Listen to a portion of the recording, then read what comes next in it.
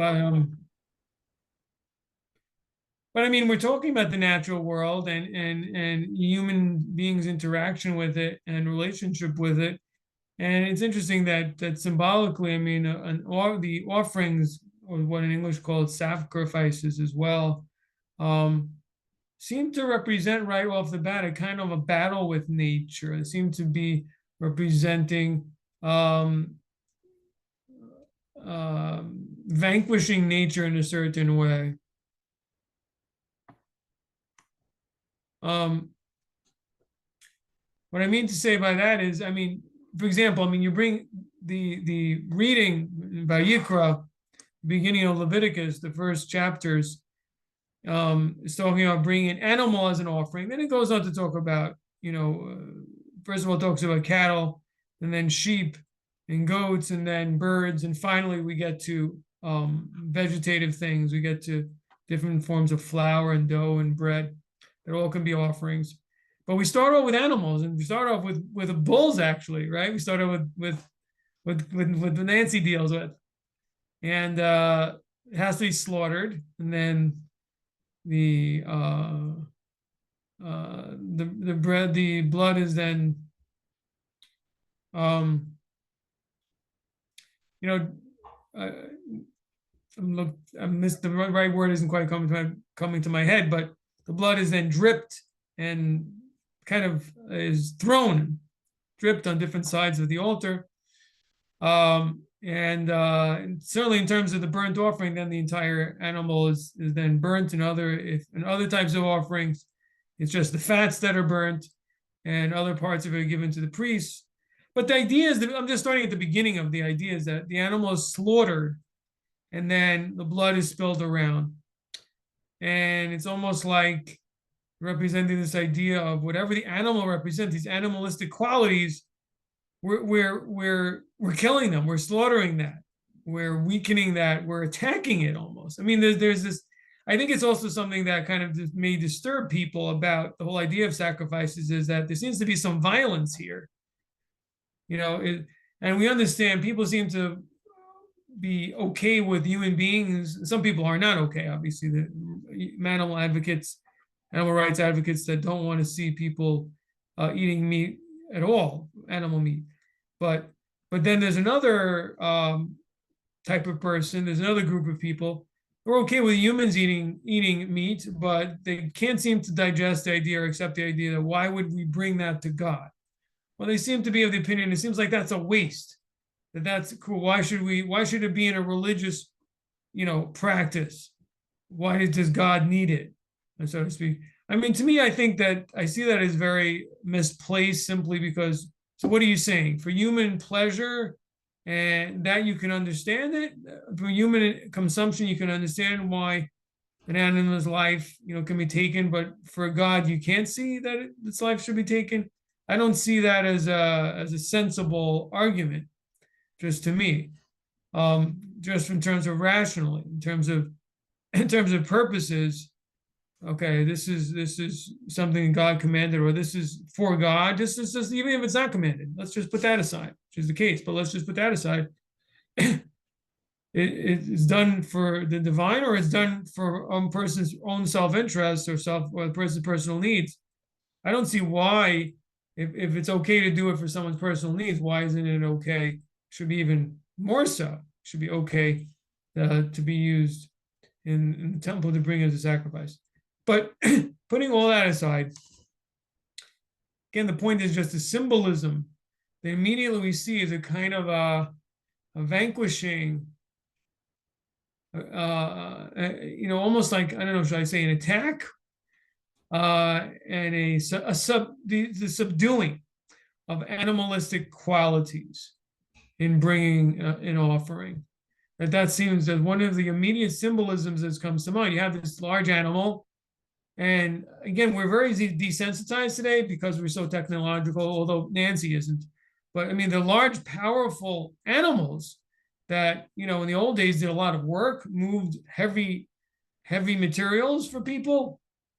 Oxen were used to move wagons around, and to move heavy loads. So they were used in agriculture, which was obviously extremely important, still important today, but now we have tractors for centuries already now. At least since the 20th century, there are motorized tractors. But before that, people used either I guess horses, or people used what they call oxen, right? They used bulls, to different types of large bulls, to move, to plow. The point is to plow the soil in order to plant, which was very, very important. So the point was that this animal that represented so much power and strength, and also was so necessary for life, the fact that this was then slaughtered and so on, it represented something, the kind of a minimization of the kind of maybe admiration that a person might have for those creatures. At the same time, there's another aspect which also has to do with the same facts we mentioned, and that is that the bull was, first of all, it has a significant value financially. It can be eaten by a person and could feed probably a family, probably in those days, particularly for quite a while. They weren't supersized. So, and even today, I'm sure that I can't imagine how many meals you can make out of one bull, adult large bull. Probably a lot of meals there, right? But the same with all the other animals and livestock. It's a person it represents a person's main possessions, most important possessions. I mean, we see that in the Bible, that when we spoke about the patriarchs, what would it say? When we talked about their wealth, what would it say? It would say that they had cattle and sheep. And I mean, it didn't even mention fowl. It wasn't even important. It would always talk, usually what they mention in terms of possessions, cattle and sheep and servants. Seems to be extremely common if you remember from your Genesis readings, which you probably know just as well. I'm sure you know just as well as I did. So basically, in other words, the other idea, I think, important lesson that we can take away from it, we don't bring these offerings in this day and age, but the idea of when you want to connect with God and come closer, you should give something of yourself, something important, because that's what's happening in these cases. Is that when it comes to a sacrifice, this is important possession of the person that they're giving up, or it's certainly a potential very important, something of quite of real value, right? Whether it's the ox, whether it's a sheep, everyone according to their financial station. In fact, Rashi makes mention of this, that typically the fowl sacrifices, which was the turtle dove and the pigeon, they're brought by a poor person. So, in other words, the idea is that no, it's not brought by someone who's cheap, who just doesn't want to pay more. It's brought by someone who that's the best they can afford. So, in other words, whoever brings so the sacrifices in a certain sense represented, an economic hierarchy or a chain. The bull, that was a wealthy person. Sheep was a middle income, and the fowl was low income. And then the actually flour offerings were maybe even lower. Someone who really just had enough to put some flour and bread on the altar, really didn't have much. They're really poor. So, I mean, you think about it in terms of those days, in terms of respect, like someone, it represents a person's wealth. Like if someone comes into the temple and brings a big bull, clearly this person's got some cash, to spend. Someone who brings in a sheep, yes, it's okay. Someone just brings in this little bird. It's like this big, it's not so much, not so great. It's kind of like, I don't know. I was gonna say presents, like Hanukkah presents, or people give Xmas presents. And if you're wealthy and you give a cheap present, it doesn't look so good, I would think. I don't know. So anyway, similarly in this case, I think that the idea is to give something of real value to you, and that was really the custom, that someone gave according to their ability. Someone who was financially better off gave something of greater value. So it represented the idea that I'm really making a financial sacrifice. I'm giving something that really it's not just a token. It's not like I put a quarter, in the charity box. It's like giving $100, for a middle class. And and the bull was like, was putting $1,000 in the charity box. It was a significant, um, it was a significant donation. So in other words, the sacrifice was exactly as it's mean. And I think that that's a lesson we need to take away. So you want to be close to God, then you have to make a sacrifice. And not someone else, but of yourself in some way, of your own property, your own possession, obviously your own time, but something that's meaningful to you. When you get in a situation where you're giving of that really brings you closer. And that's something that really brings God pleasure, as it also says in the reading in Leviticus. Particularly interesting that the reading says specifically about the fowl, and also I think actually particularly about the flower offerings, that it was a pleasant aroma to God. And what's the idea of a pleasant aroma? So think about the idea of an aroma. Obviously, God doesn't smell like a person, but think about what an aroma means to you, right? When you smell something that smells really nice, it gives you a pleasant, calm feeling, but it's not based on anything rational. It's not because you thought it through and wow, I'm going to get something from this, or this really is going to reduce my risks of getting certain inflammatory diseases. It's not something you thought about. It's automatic. It's part of your sensual system, right? You smell that, oh, that's nice. Oh, it smells nice in here. It's pleasantness. So in other words, this is something so intrinsic, so to speak, to God. It's something that's so, and also it's something that's beyond the rational comprehension, but it's something essential, something that he quote unquote feels. So it's in other words, that creates a kind of a deep bond, So in other words, in the same way that a person's giving of himself, this also touches and connects to, so to speak, God himself. Just the same way when a person smells, that has that effect. So that would be the meaning of that. Obviously, doesn't mean God smells. He doesn't have a nose, and he's not a human being. But it's that idea of connecting and getting a deep pleasure out of something, without having to think about it in a very automatic, natural, instinctual type of way. Although again, with God, instincts, I think the way I think Kabbalistically we would approach it is that it's higher, as we've spoken about probably in the past, in the Hasidic thing, it's higher than reason. It reveals and stimulates an aspect of godly revelation that's beyond understanding, not below. Instinct is usually understood to be something low, like an animal. This is something that touches on in a way that's beyond reason, that's above.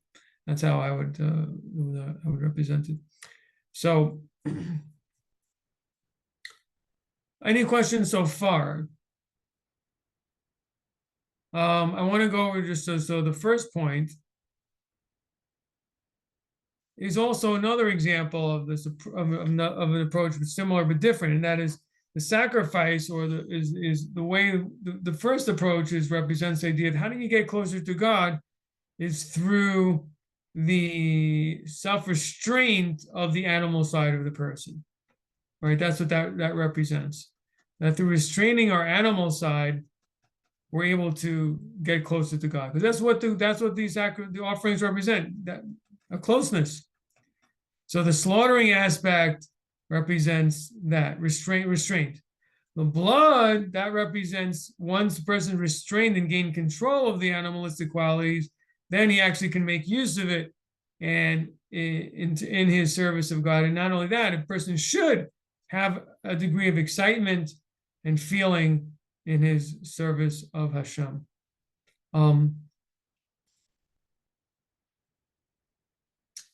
Another profound lesson from this week's reading is this very point that I made before, or it's related to the point I made before, that regarding regarding the flower offerings, it says that gave pleasure to God. So, and that actually doesn't say that by the earlier offerings. And Rashi makes a comment, this is because God accepts this. This is the best that a poor person can do. And God accepts this. It gains the same pleasure out of it as the larger sacrifices. Similarly, in terms of the fowl, it says that the entire fowl is put on the altar. So Rashi comments that even though, including the feathers, and Rashi explains that, the feathers when they burn give a very, very, very bad smell, he says. I don't know, but that's what he says. And this really would be inappropriate. Should be considered something that is insulting to the Almighty. But no, he accepts it. He wants that because he wants that the offering of the poor person should be full and as large as it can be, and it should be done in a way that implies that God has happily accepted the offering. So in other words, I guess if you take a bird, right, and you take off its feathers, it looks kind of puny. It looks just like a little bit of scale. It looks like bone, skin and bones, not much there. So that would look very unpleasing. It would also make his offering look even smaller than it already is. So in order that shouldn't occur, God accepts it with the feathers and everything. So again, like some very, very wonderful lessons, obviously, for us in terms of, if there's someone who's impoverished or someone who has done the best they can for us and offers us something, it's like someone gives us a present. Maybe it's a spouse, maybe it's a child, maybe it's a student, and they're really giving it from the heart. But it's not really what we want. It doesn't really live up. It doesn't reach up to our standards. So the lesson is that you should accept it happily, right? Accept it happily, and train yourself to take pleasure from it because it's coming from the heart. It's coming from a sincere place to gift you something. Don't put your nose down to it, and this isn't up to my standards, et cetera, et cetera. So it's a wonderful lesson. Any questions about that so far? Any questions? Okay. Yeah, so again, we see again and again the idea of this God is aware. So it's interesting. So you see that God is very aware of this sensitive issue of how the offerings can create division between the different economic stratas of a community. And that's very interesting. And I guess it also shows something that we need to be careful of in terms of leadership. And it reminds me of another law, and it reminds me, as an attorney, something that's come up, I think, lately, which is that I've heard it being said that in federal court, I think that in federal court, they don't like to take small cases. And in fact, in my law firm, which we deal with, simple cases of people getting injured, it's not big business, big corporations, it's not billions of dollars, that the federal court really doesn't want to deal with that. And I think that's not right. I think that's not right. I mean, in Torah law, we say that a judge has to treat a case of $1 the same as it treats it's a case of $1 million. It shouldn't make any difference. It's a question of what's correct, what's just. It doesn't matter how much money. It has nothing to do with anything. And that's really the right approach. It's not about how much, but the idea is that the judge should take the loss of the poor person if $1 was taken from him the same as seriousness as if a billionaire had $1 billion taken from him. To that poor person, that dollar means a lot. That's not, to take it as, well, it's not on our big shot standards. We're federal court. We're federal judges. It's below us to deal with, people who are, scavenging for scraps out there. And that's elitism. That's, and I think the Torah is giving us a message here that people of authority need to act in a way that doesn't encourage elitism, that doesn't encourage economic division between people. And by the way to do that is by showing the same level of appreciation and respect for the small gifts and the small matters of the poor to the same extent that they pay attention to the rich.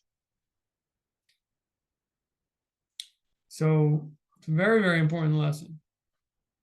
I mean, if you think about it, if God is willing to take something small, then who are people not to? God is willing to take a small pigeon and a little bit of flour, and he says that he accepts that and takes pleasure in the same as a bull, then who was a human being who's just a flesh and blood to say no, it's not good enough for me? So the lesson is extremely profound that should be placed in the minds of the community with who have this God. Because if it and again, this would be the same as any leader. Once a leader who's at the top, if a king behaves in a positive manner to the poor, he sets an example for all the nobles and all his dignitaries or ministers below him to behave in a similar manner. On the other end, if the king acts in a way which is derogatory, which is dismissive of people who are poor, people who have less power, then the people below him also have some power, will follow that lead. So it's very important that the people at the top behave in the proper manner. Because they set the example and they set the tone.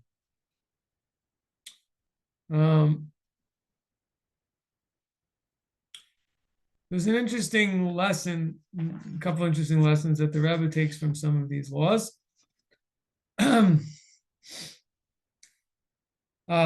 So the Rebbe explains that there are different laws in terms of the slaughter of a fowl, in terms of the slaughter of cattle and sheep.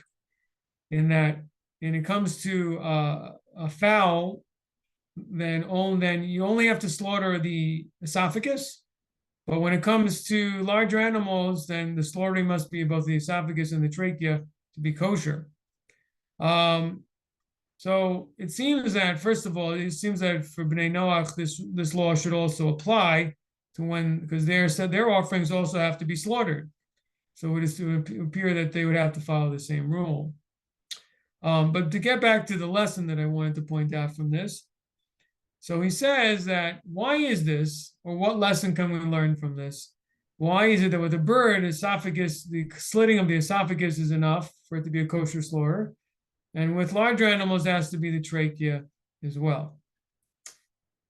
So he says the bird is a more spiritual being. It flies in the sky. It's not so much, it's not anchored down on earth. So it's more spiritual. And on the other, the cattle or the sheep, the larger animals that are on earth, they're more physical. So in other words, you have to push harder in order to elevate and get out the divine aspect of it. While the bird, it's easier because the bird is more spiritual to begin with, so to speak.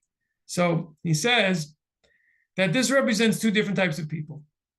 There are some people that they have to be careful. This is the idea of slaughtering, is to be careful and exert self-control on their impulse when it comes to physical matters.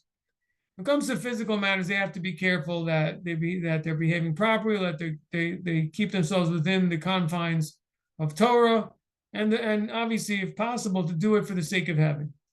On the other hand, why is this? Because when it comes to fulfilling the commandments, they definitely have their mind with proper intent, and they're focused on fulfilling the commandments. Their mind is on what they're doing, studying Torah. They're praying, they have their mind towards God.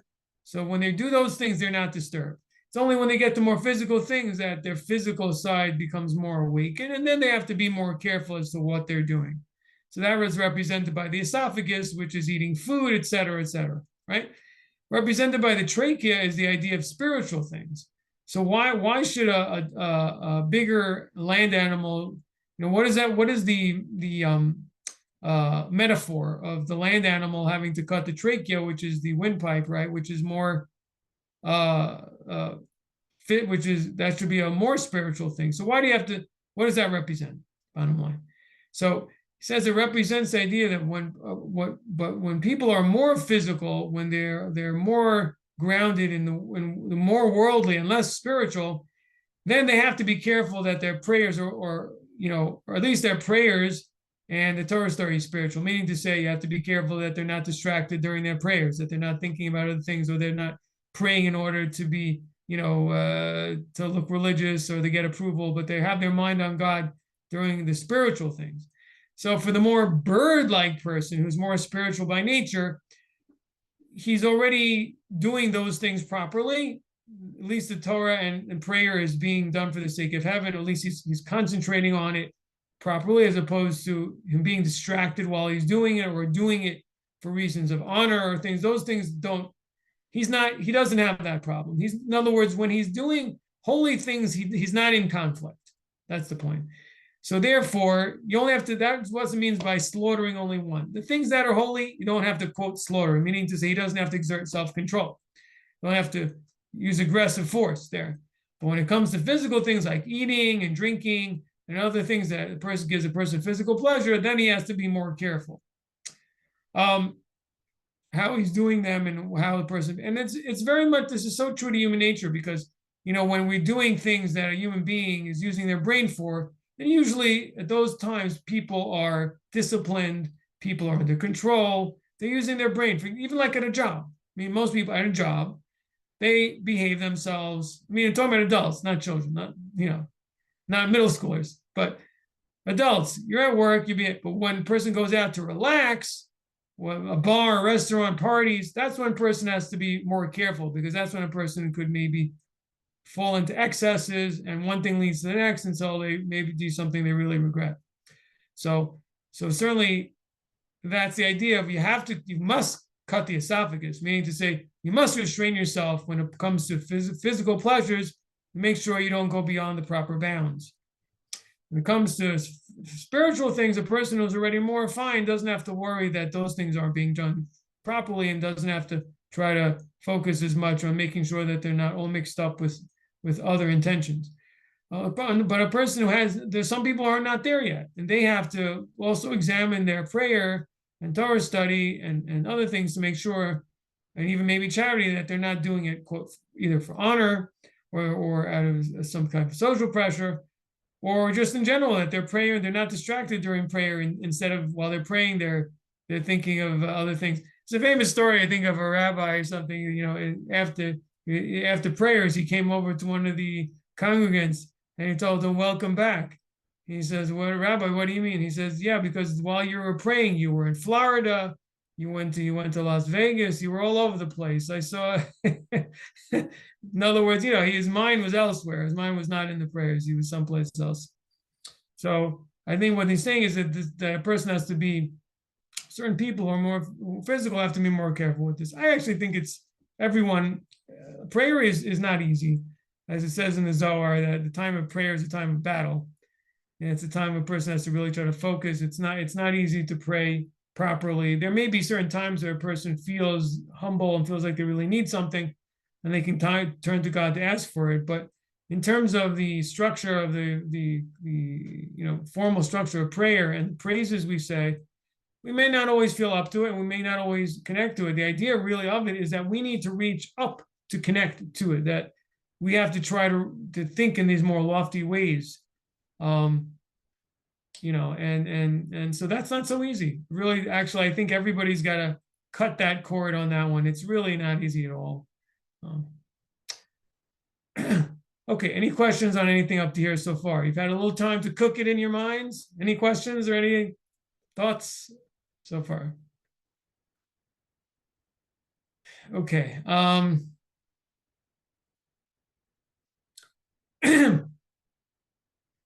So this is a little bit of a review, but sacrifices and offerings for Noahides. Many of you know it already. Some of you may not.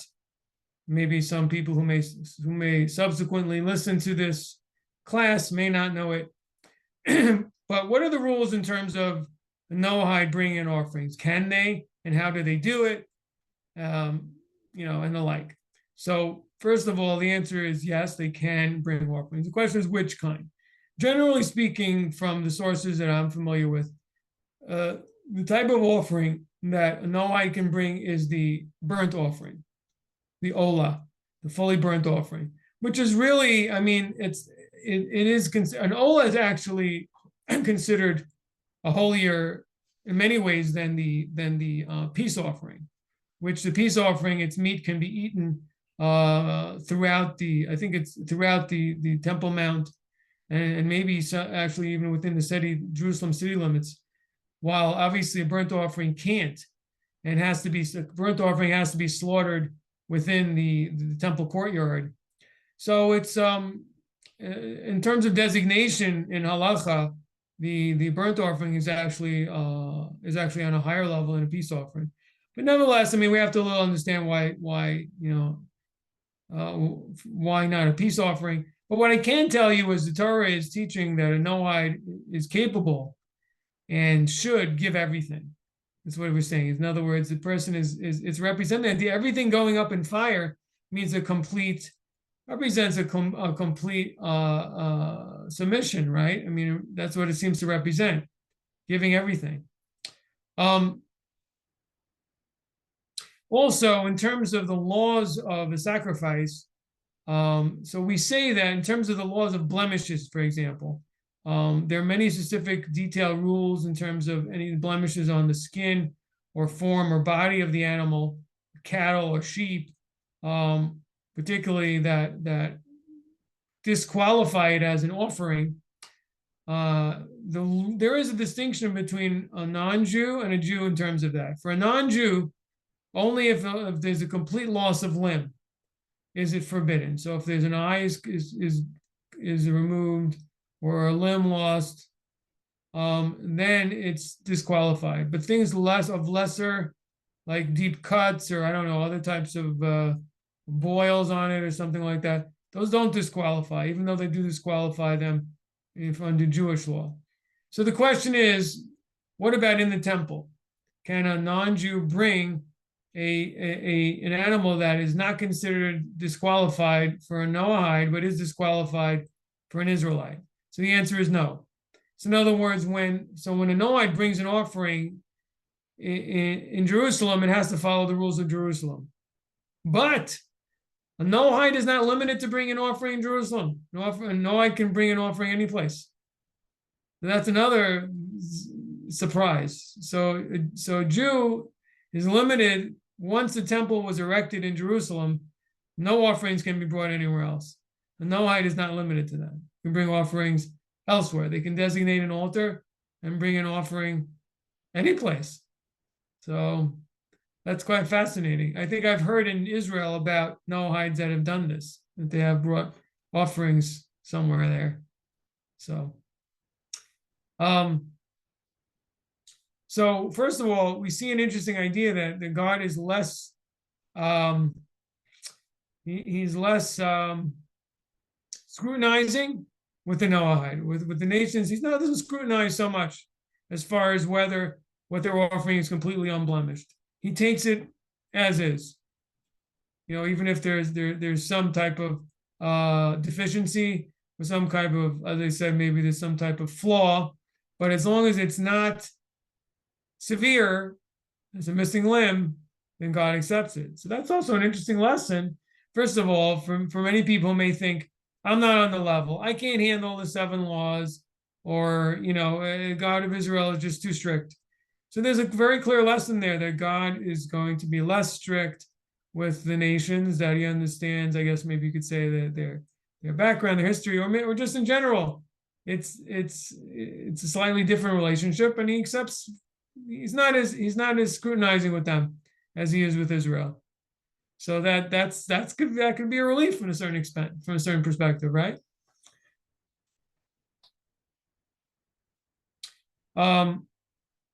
They do have to bring kosher animals. It's the same animals that an Israelite has to bring, is the same thing a non-Jew has to bring. But what's interesting is that the animal has to be slaughtered, which brings up the question of who's slaughtering it. A kosher slaughter isn't allowed to be performed by a non-Jew. So that kind of an interesting question, which I believe the answer is that a Noahide, for his own consumption, quote, not literally consumption here, but in order to bring as an offering, can perform. I believe this is the case. I can't tell you 100%. I've never saw it anywhere mentioned, even though the idea of a no-hide offering is discussed. It never says, oh, but the sacrifice, the slaughtering must be done by a Jew. I've never seen that, which implies that the no-hide can do the slaughtering, even though it's not considered kosher for Jewish consumption. It will be considered kosher for God's consumption on the altar, which is quite fascinating, quite interesting. So that's another point. And yeah. So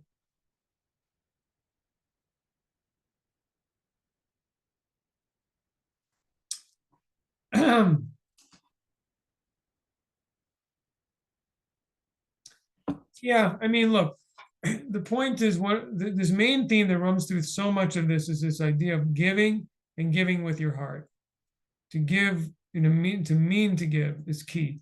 To bring a sacrifice, and as we said before, for a person to mean to show off in some way or to do it out of pageantry or so on is meaningless, which is why the prophets often criticize bringing sacrifices. If you bring a sacrifice with humility, with sincerity, as a way to come close to God, as a form similar nowadays, what is equivalent to sacrifice now? Charity.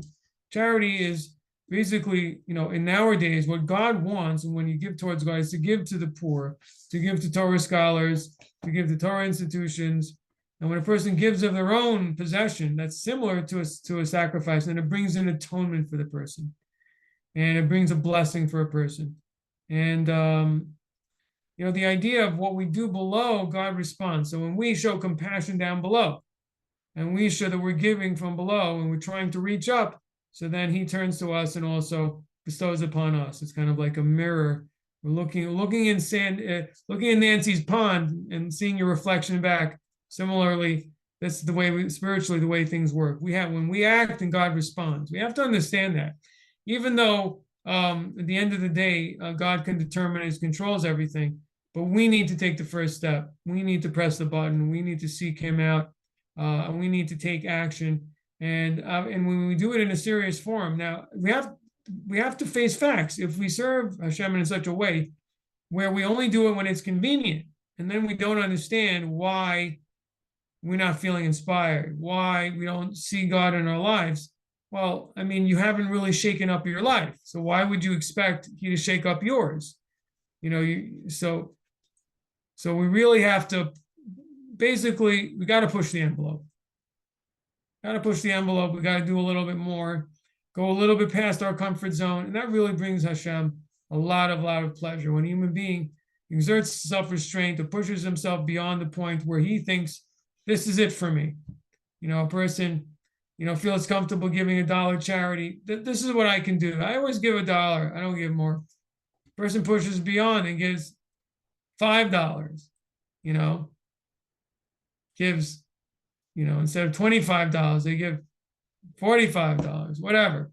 They can afford it, but they don't really feel like giving it. They don't feel like that's appropriate, but they push themselves to give that a little more.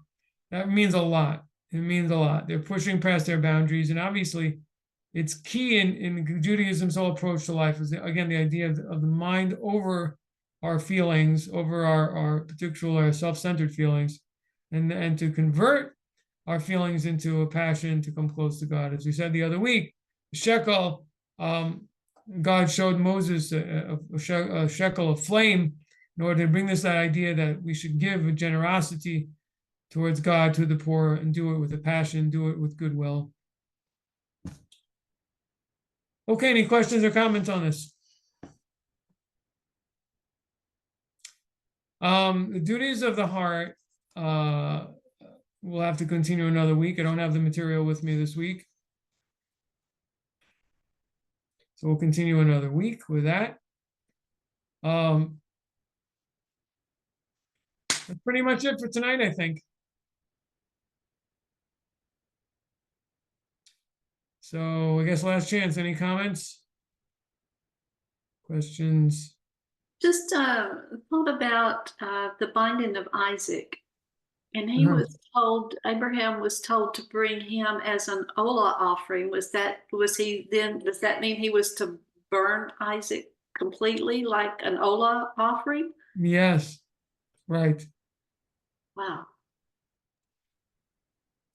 But I mean, there's an interesting discussion there, is that God never said to, it says, the verse says, raise him up. I mean, in the Hebrew, I don't know what it says in the English translation, but in the Hebrew it says, V'haleu sham la'olah. You should raise him up there for a burnt offering. So the commentaries say that he never said slaughter him. He just said put him up there with the intent that he should be a burnt offering.